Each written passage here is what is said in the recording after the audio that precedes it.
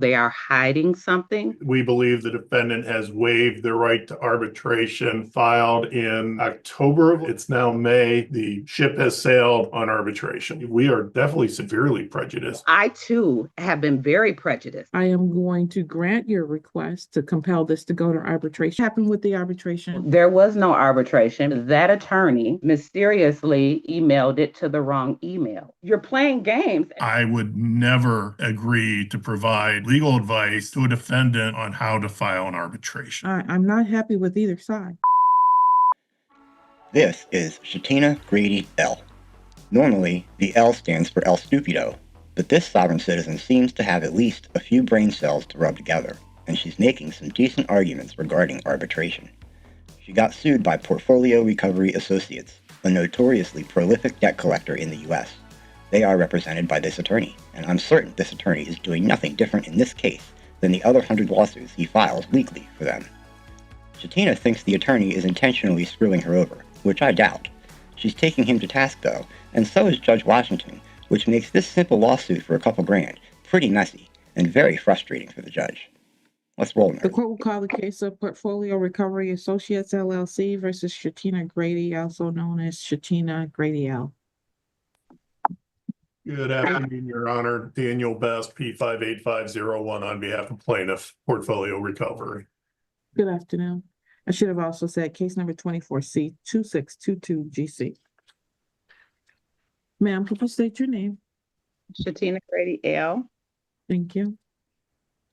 All right, we're here today on these motions for summary disposition, cross motions again, as well as now Ms. Grady L has filed a motion for arbitration.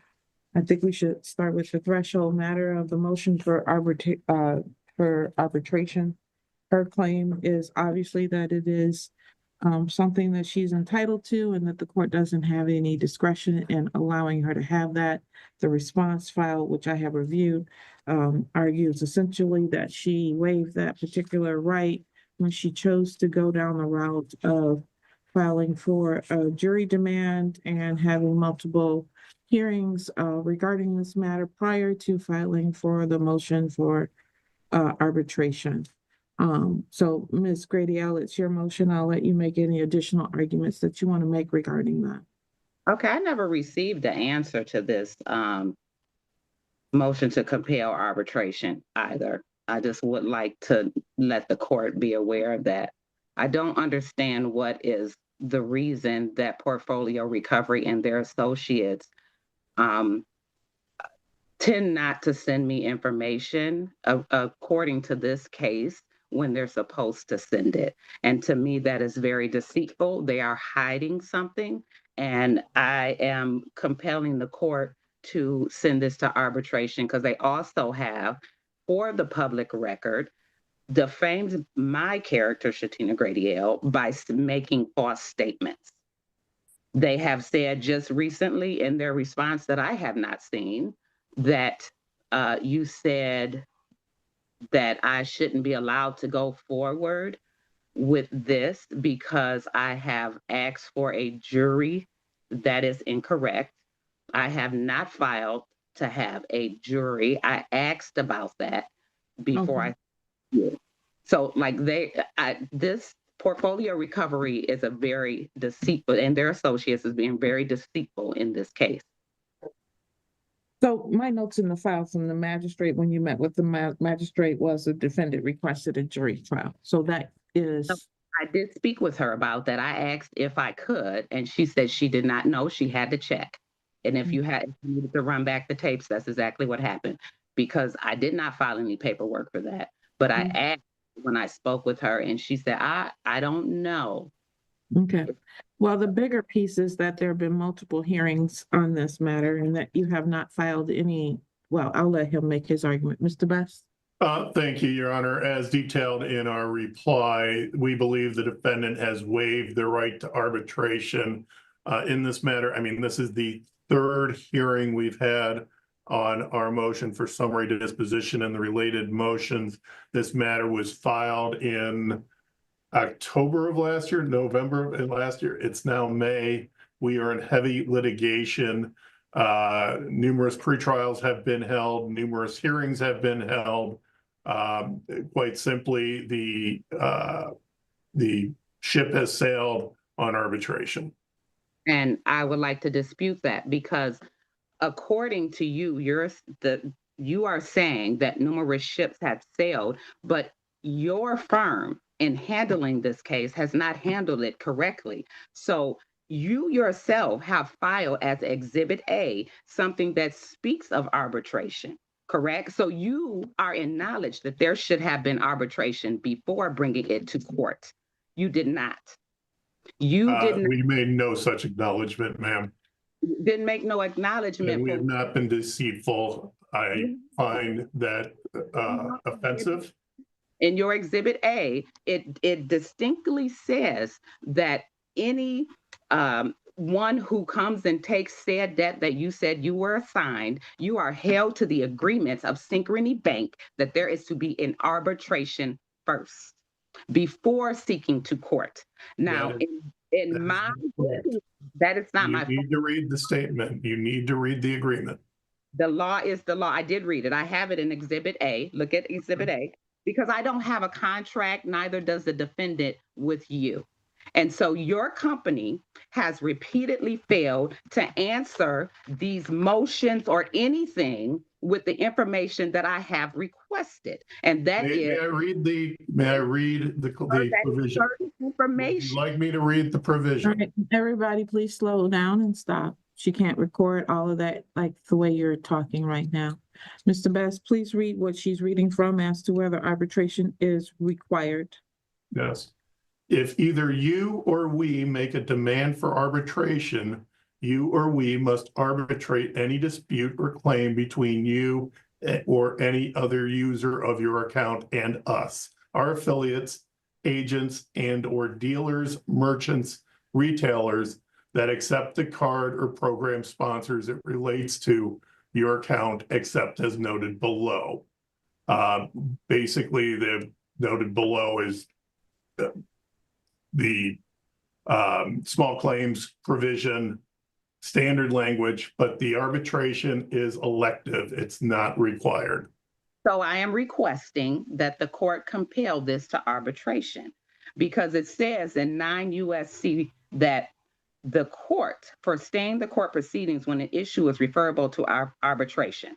If a lawsuit is filed on an issue covered by an arbitration agreement, which there is one, okay, the court must stay, it says must, the proceedings and compel arbitration if the issue is properly referable to arbitration. So it does not say I have a time limit to, unless you can show me where it says that I have a time limit to request an arbitration.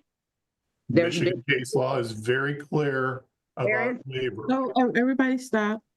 So Ms. Grady L, give him one moment since you didn't receive it. So we didn't address that issue. Her issue is that she never got the reply brief, but I want to handle this today. So I want to say that it was filed with the court on May 20th. Today is May 22nd. And I don't know whether, let me see, where's the proof of service on this? One moment. And I am consistently, when I file paperwork, giving them notice of at least about 2 weeks or close to 2 weeks. And repeatedly, they are sending information to me at the last minute. And it is obstructing. It is obstructing proper defense on my side because they are repeatedly, every single time, they are sending things to this address at a late notice where there's only a couple days for review. I am sending it in enough time for them to view it, process it, and respond. They are not. They're being deceitful. They're not being honest. So it looks like, Mr. Best, your office didn't put this in the mail. So you brought it to the court, apparently. It was dropped off. You brought it to the court and dropped it off on the 20th, but you put it in the mail to her on the 19th. There's no way possible she's going to get that. We mailed it to the court. We received hers. Bear with me. It was mailed on the 12th. Mailed on the 13th. Let me look at my receipt. I do have my receipt right in Well, front I of me. think his point though, ma'am, is if you mail it to them on the 13th, by the time they get it and have time to We respond. literally turned it around in one day, Your Honor. Yeah, it's gonna have a very short turnaround time regardless. But this is not folded, so I think your office delivered it to us, Mr. Best. It's not, it could Let have me been put in one double of check. the. I don't believe that is correct. Well, I don't think I it's think we possible that it mailed could. it. Well, then if that's the case, I would have an issue because you mail it, it's not gonna get to us. If you put it in the mail on the 19th, it's not gonna get to us on the 20th. That's not Yeah, a, we sent it overnight FedEx. okay, did you send it overnight FedEx to her? We sent defendant first class mail. So she's not gonna get it, so she doesn't have it. So that means, Mr. Best, that you need to read the case law that you're citing to her so she can at least hear what you're saying is your argument, because she doesn't have the document. Very good. So again, I would have no time to respond. I am not an attorney. I don't have this terminology in defense. Miss Grady L, Miss Grady L, Ms. Grady L, I'm very, very aware of that. So please understand that I'm taking that into consideration, okay? Thank you. Okay. Mr. And, Best, do you want me to read the germane paragraph, Your Honor? correct. Okay. The presence of a no waiver clause to arbitration does not alter the ordinary analysis undertaken to determine if a party has waived its rights to arbitration. Citing to S&R Company of Kingston versus Latana Trucking, Inc., 159 F. 3rd 86 at page 86, Second Circuit, 1998, cert denied 528 U.S. Mr. Best, 1058. Mr. Best, Yes, where are you reading from? I'm reading from page 5 at the very top. I went to the actually I could go back a paragraph if the court. Well, it's not numbered, first of all, but you're reading from page 3? Yeah, I'm sorry, page 3. Yeah. Let me start at the bottom of page 2, unless the court would like me to start somewhere else. No, that's fine. Okay. In presenting a motion to compel arbitration, the moving party must do so without 1, taking actions that are completely inconsistent with any reliance on an arbitration agreement, and 2, delaying its assertion to such an extent that the opposing party incurs actual prejudice. Citing to Hurley v. Deutsche Bank Trust Co. Americas, 610 F. 3rd 334 at page 338, year 2010. It does identify a quoting case, and then it also identifies to see General Star National Insurance Company versus Administratia Aseguilar Distrat at 289 F. 3rd 434 at page 438, Sixth Circuit, 2002. Goes on that the presence of a... Mr. Best, let's stop there. Okay. What is the actual prejudice to you? We have spent a considerable time and effort briefing, appearing at hearings. We've engaged in litigation. That's all held for naught if the court now refers this to arbitration. That's valuable time wasted, including the court's time. And I believe we are definitely severely prejudiced in the number of times we've appeared before this court. I would have to respond that I am also incredibly prejudiced because information I have asked for and the plaintiff has supposed to sent to me in a timely manner has not gotten there. I've too had to appear at these appearances. I too had to take time to do research, probably more than the plaintiff, because I don't know all the termini. They have an upper hand. So I too have been very prejudiced. And then I'm the plaintiff is trying to prejudice me even further by asking for finances that they have not yet or failed to prove that they actually deserve.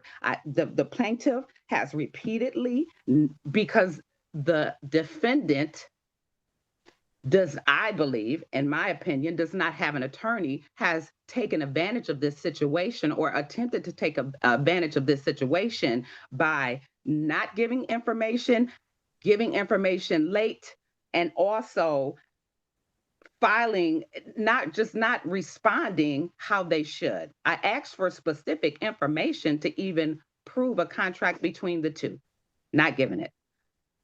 You were told by the court to send some unredacted documents that you put on public forum for people to see.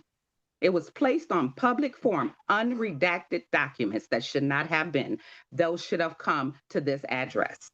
So in your speaking of anybody being prejudiced, that would be the defendant is grossly.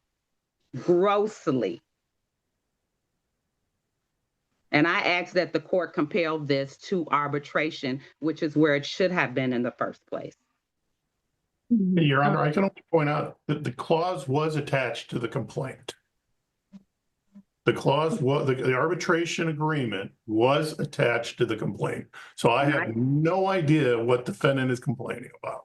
And I too said, well, everybody please stop. What she's complaining about is the fact that when the request was made by her to get a copy of the documents that proved that this was a valid contract, her personal information was included mistakenly by your office with the documents that came to the court, as opposed to the documents that were supposed to go to her. They came to the court and were placed in the public file. So that's the prejudice that she's referring to. Okay. And I would move to have that stricken. Right, I understand that, and we will strike that. We've already instructed the staff to do so. But that's the argument she's making as far as that part is concerned, because she wasn't able to see the actual account to be able to know that it was her particular account. That has been something that she has stated from the very beginning. The second hearing that we had to have was because the documents were FedExed to her shortly before the hearing that we were supposed to have, and she had not had time to review them because she was out of town. The first hearing that we had was at the court's request for the matters to be briefed more thoroughly, because she had filed responsive pleadings and no one had briefed every single one of her responses so that we could have an actual hearing on each one of those.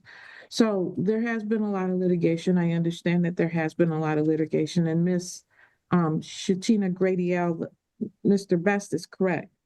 The concept of an arbitration as it was indicated in this particular contract is one that is elective, meaning that a party has to elect to have it. They're not precluded from coming to court in this particular case, and they were not wrong for bringing this case to the court.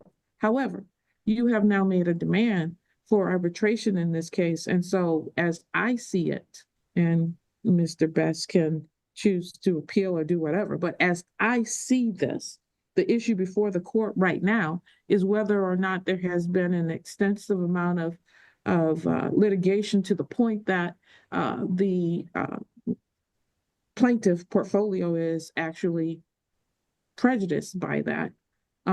They have expended a considerable amount of time coming back and forth to court here. But that does not, in my mind, equate to necessarily a prejudice. I am going to grant your request to compel this to go to arbitration. But what that means for you, ma'am, is you need to file the documentation to go to arbitration. I will stay it until you do that. I'm going to stay it for 30 days. If you do not file that in that 30-day time period, we will come back here and there will be no more requests. Okay? yes. So you need to file the monies and go to arbitration. The motion to compel arbitration is granted. So I come today to have my motion for dismissal requested. And Ma'am, what happened with the arbitration? So there was no arbitration because that attorney that took the information mysteriously emailed it to the wrong email. I called them on May 23rd, on June 9th, because I had checked my email. If you will recall, at the end of that last court date on the 22nd, the attorney that spoke or sat was supposed to send me information regarding arbitration. I checked the email every single day. There was nothing. On June the 9th, I called to find out why I had not received anything, and I had to leave a voicemail. I did that. I called on July the 1st to find out why I had not received anything and what is going on, because I'm still checking the email. Nobody's called me back. Nobody has reached out to me by mail, nothing.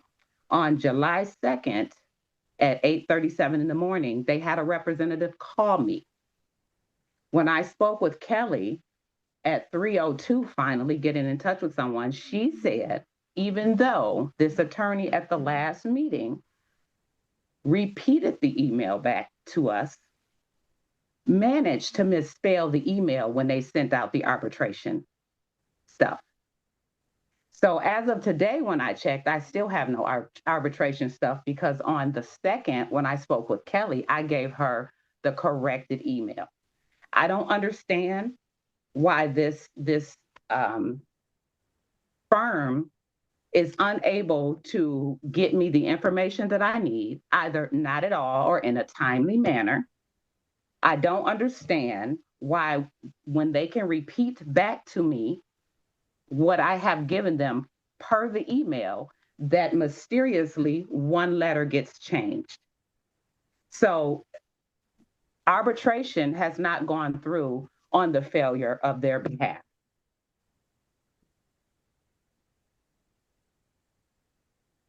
Mr. Best, response? Thank you, Your Honor. I was that attorney. I repeated back the email address that was provided by a defendant. I reiterated the E because it was not her last name. I mean, not her first name. It was Shantine, not Sha-Tina. And I got confirmation. I completed the order, and it was an order of stay. There was nothing in that order that would preclude defendant from seeking the arbitration as was ordered by the court. So the email that was sent was not returned undeliverable.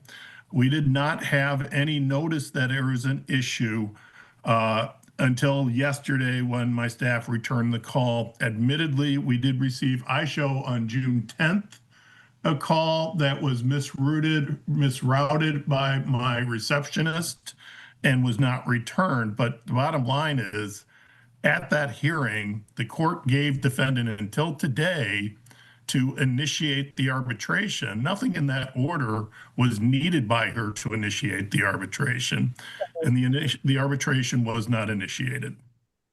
So in response to that, at the last court date, I spelled out SHATINA G 317, and I said G for Grady, right? And so you repeated that back to me. First, you asked if it was the E, because in the new name, it is SHATEINA. And I said, no, it's not. You asked me, was it going to be spelt that way? Because it's different from what, and I said to you, no, not to that name. We're not spelling it that way. We're not using the E. I specifically said we're not using the E in Sha-Tina, SHATEINA. And then I also said G for Grady, 317 at Gmail. But the email that you sent it to, if I'm telling you there's no E from what you see on my sign-in, SHATEINA, because that's what's on my sign-in, I told you to omit that E. That doesn't go there. We're going to, it's spelled the way that it's in the court papers that you filed suit of, if it's in front of you, you filed suit for SHATINA, okay? And then Grady. And then as to what you sent me, and you saying that the court said that I had to do, if I want to seek arbitration, she asked me, did I know how to do that? I said, no, but I could figure it out. You said, well, I can send an email. Whatever your specific words, which is why I'm getting transcripts printed. I don't know what your specific words, but you cut in and said that you would send me the email. That's when we got to the email aspect of it. That's how we got to the email aspect of it, because I had said, she asked me, did I know how to do it? I said, well, no, but I can figure. You said, well, I can send, you said, I'll send an email or whatever your wording was. You didn't say anything about sending whatever you just said that you were going to send. So again, you're playing games, and you're being dishonorable, you're being deceitful. You have not request. Miss Grady, Yes, please stop going down that line. I'm just Because- telling. Miss Grady, I'm the just telling. reality is that you came in here and you asked for an arbitration. Yes. And I stayed this matter and gave you an opportunity to file that. So, But he also said, when you asked me, Judge, you asked me, and if you needed to run the transcripts back, we could do that. You said, do you know how to do that? I said, no, but I'm sure I could figure out. And he said, as a cut-in, that he has a packet that they normally send out. Nor not I have received that packet, but I didn't receive an email for it. I knew that I would probably not get any response until close to the court date. Like, I knew that. That's why I even called on June the 9th. That's why I even asked if there was a note I could send you at the court. And I was told no. I knew that they would try and do this, that their people called me just now, yesterday. And if the court rules in his favor, I'll just have to appeal it, because there's nowhere have they been honorable in trying to get this squared away. And nowhere they have a lack of transparency, a lack of due process, because they either haven't given me the stuff on time or not at all for me to present an effective defense.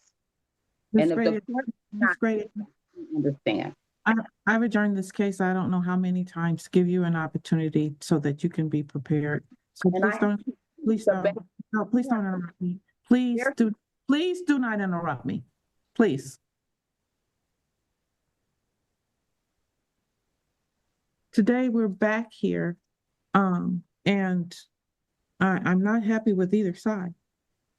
Because one, Ms. Grady, if he didn't send you the information, you could have done what you said you could do, which was figure out how to proceed with the arbitration.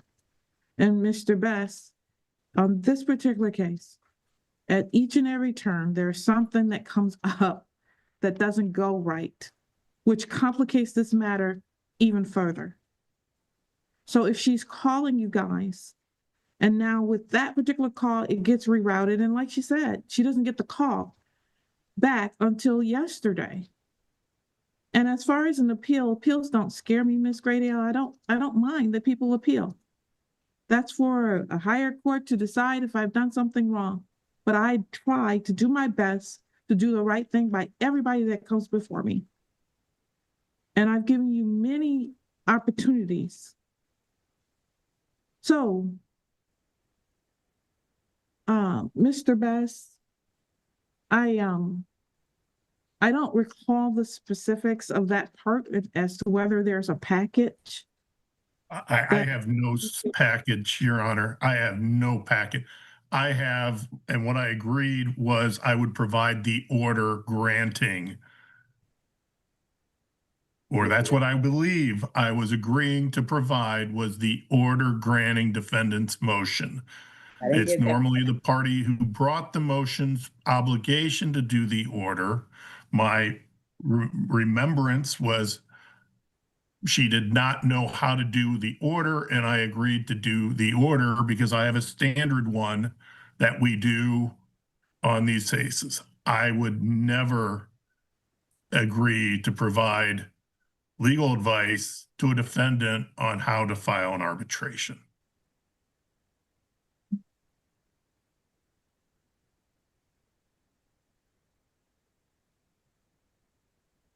I do recognize that my office did drop the ball with respect to the order and getting it to defendant, but I insist that the information I took down is what defendant provided. Granted, we did not properly follow up and we did not properly respond to her voicemails, but it's strictly the order. And in reality, where we are right now is this court doesn't have an order in it referring it for arbitration or a stay or any of that, because the order was never submitted to the court either. So what I would propose is that we provide, I believe it was 45 days originally. I don't want to keep kicking this out, but we go out 45 days, which would roughly be August 18th. And that she file it by then. I am not providing her any instructions on how to do so. I will submit the order under 7-day.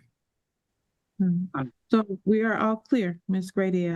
He's submitting the order that says that I granted a stay and that you are to file your arbitration within that time period. It will not say anything else or provide any packet for arbitration. It will be your responsibility to figure out how to file your arbitration. Okay? I hear you, Judge, but I would ask for a dismissal. That's not how this process works, Ms. Grady, and you can file whatever motions you want to file around that. I feel biased upon. Okay, then you can feel however you want to feel about that, and you can file whatever you need to file. Your Honor, if I can, I'm actually out of town the 18th and 19th of August. I would like to be the attorney who handles this. Could we schedule that either? I got a dentist appointment on that Thursday. Does the court hold these strictly on Thursdays? Strictly on Thursdays, and the 18th wasn't an available date anyway. Right. The 21st would be the available date. I do have a 1 p.m. dentist appointment, but if we could go, I have a very good dentist. If we can do it at 3 o'clock again, that would work. We're not here on the 21st. He's not asking for that. He's asking for the next date, the 28th. Okay, I'm sorry, I'm just wasn't sure if you had originally given that. No, I did not. Number of days. Mhm.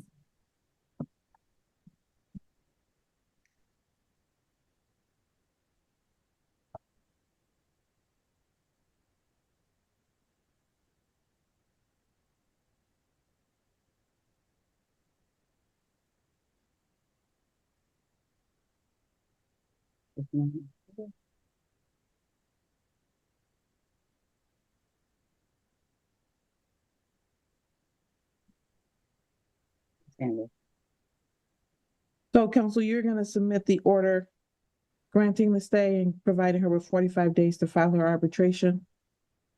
And Correct. that will be submitted under the 7-day rule. Ma'am, the 7-day rule provides that once the order is submitted, you have 7 days to provide any objections you may have to that order.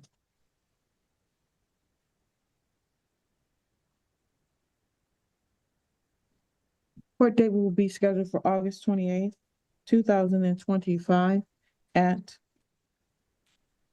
what time, please? 3 o'clock p.m. This is the last date for that arbitration to be filed. If it is not filed, once again, I will tell you, your MSD will be heard that day. His MSD will be heard that day if it is not filed.